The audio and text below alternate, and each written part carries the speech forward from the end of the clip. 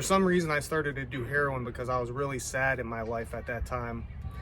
I feel my voice wasn't heard, and I don't know, I just didn't feel understood by anybody. Looking back, I can't really point my finger on exactly what was going on back then, but I know my voice wasn't being heard. The whole year, I stayed in my room after work just watching VHS cassettes and DVDs, all the collection that my mom and her boyfriend had. I was living with my mom and her boyfriend at the time, and I was just so depressed that I would just hang out in my room all the time. For a whole year I did this. It took me a whole year to go through all those movies they had. I remember when I first tried it, I didn't necessarily like it. It mostly just made me sick, you know, just sick to my stomach.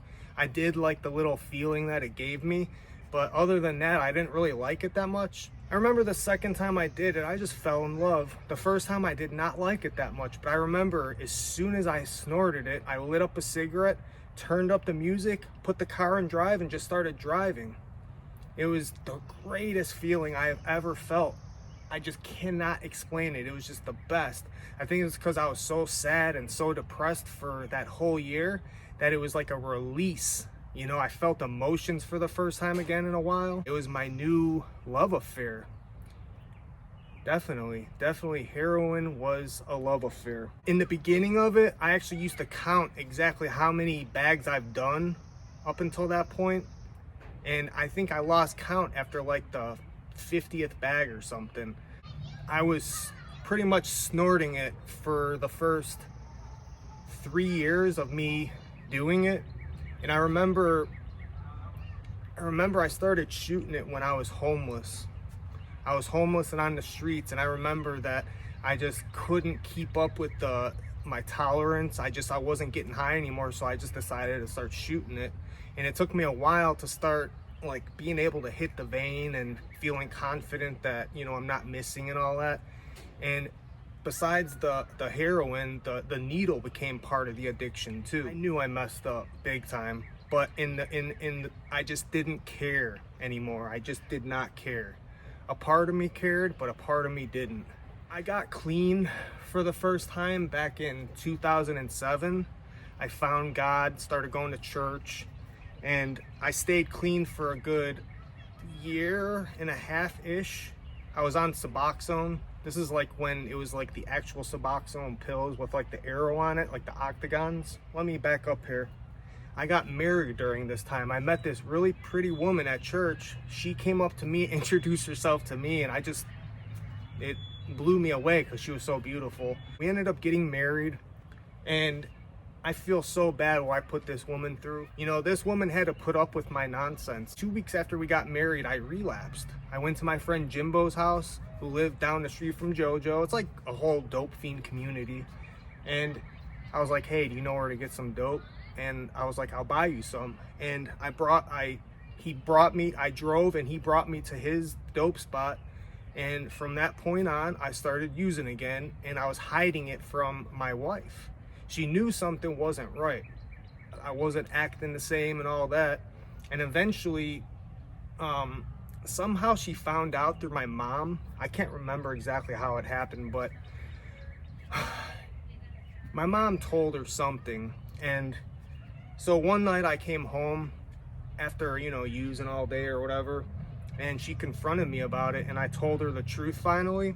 And she was actually in my corner. She wanted me to get over this addiction. So she was like really trying her hardest to understand and all that stuff. But I don't know, I couldn't see what I had in front of me, you know. Thinking back on that, I really do regret choosing drugs over that woman. She was definitely a good woman. I remember this one time I went out using. At the time, I actually had a car. So what I would do, I would just, you know, get out of the car, have a gas can, and just go up to a whole bunch of people in different parking lots, telling them I needed gas money, that I'm broken down. I would make a lot of money. One day I came back, right, to her apartment. She was gone and her kids were gone. The only thing that she left there was her furniture and some clothes in her wardrobe. I knew what happened. I knew she left me. And it was really sad. It really was. I ended up falling asleep on the couch, and when I woke up, just the feeling of dread I felt when I woke up, just knowing that the love of my life left me because I couldn't get my act together. I don't blame her. I do not blame her. I wouldn't put up with that crap. Just the stuff that I put her through is like petty and childish and just embarrassing, cringe. I ended up having to leave that place. This is the first time I was ever homeless in my life. I feared this more than anything at the time. At the time, back then, I was around 27 years old, and I lost my car. I just basically lost everything. In future videos, I'll explain this stuff more in depth. I'm still kind of new to this YouTube stuff, so I'll admit I am a little nervous, but I was homeless on the streets of downtown Chicago. I had a backpack with, you know, all my belongings. There were times where I wouldn't shower for weeks on end. I would wear the same crusty socks, and they were so crusty that, you know, you could pull it off and it would just be like solid, you know. It was just really bad. There were some times where I look back where it actually was kind of interesting that I actually survived that and all that, you know. But the whole time that I was homeless, if I wasn't high, I was a nervous wreck because I was thinking too much about all the stuff that I lost and all the, you know, havoc I caused in my life. It was very traumatic. Something in me changed during that time. I just wasn't the same person anymore. I was really numb and really just out of touch with myself. And to tell you the truth, I don't even know if I ever figured out who I am, really. I think this point in my life right now, the part of me that's not my true self is being stripped away by God. I feel a lot of pain, and I think it's the rite of passage we all must go through in order to become our true selves, the best version of ourselves, you know. I've been homeless a good majority of my life, guys. I'm 41. I would say out of my 41 years of living, I've been homeless a good 15 years of it. You know, not all of it like completely hardcore on the streets, but a lot of it has been couch surfing and convincing my friends or family to let me stay there temporarily.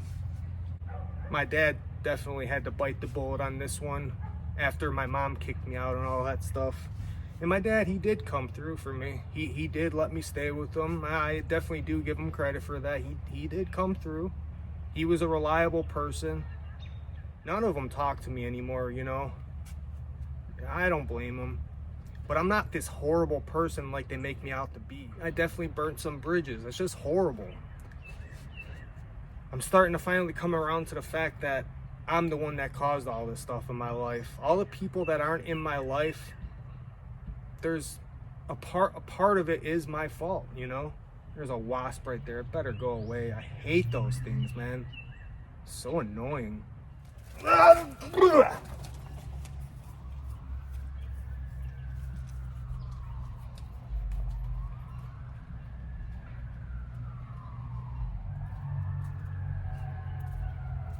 Hate wasps.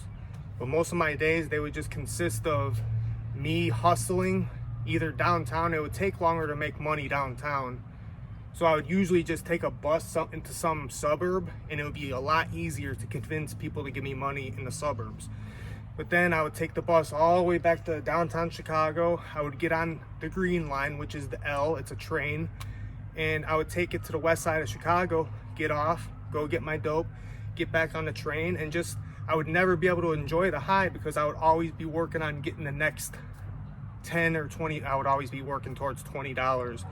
But there are some times where I would be so desperate I would just go to the dope spot with just $10, which would basically be a waste of time, you know. But I would be such a hype that I would do stuff like that.